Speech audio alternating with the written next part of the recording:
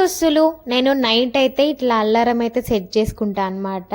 1 2 3 4 5 6 7 అల్లారంలు. 1 4కి, 4:30, 5 5:30, 6 6:30 వరకు అయితే పెట్టుకుంటా అనమాట. కానీ ఏ టైంకి లేస్తా అనేది తెలియదు, అది మోగుతూనే ఉంటుంది. చూడాలి ఇంకా ఏ టైంకి లేస్తా అనేది. ఇప్పుడైతే పడుకుంటున్నా, ఇంకా పొద్దున్న లేచిన తర్వాత చెప్తా ఏ టైంకి లేచిన అనేది.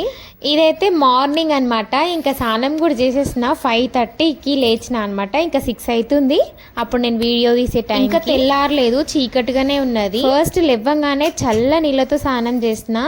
ఇంకా బయటకు పోయినా కానీ చలి పెట్టదన్నమాట. ఇంకా వంట రూమ్ లోకి వచ్చేసి రాత్రి తోమిన గిన్నెలన్నీ సదరేస్తున్నా. ఇంకా ఈ రోజు కూడా లేట్ గానే లేస్తుండే, కాకపోతే ఇంకా ఫ్రైడే కదా దీపం పెట్టుకోవాలని చెప్పేసి ఇంకా తొందరగా అయితే లేచిన.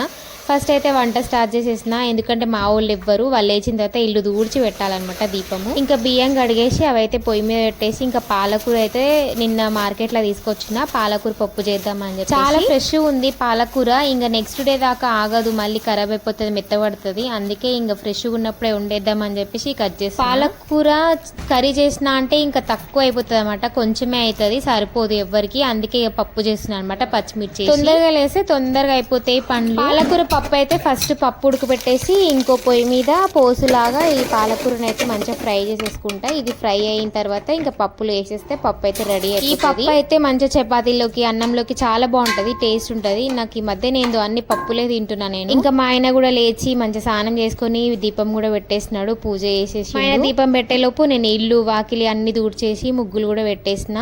ఇంకా మీరైతే సబ్స్క్రైబ్.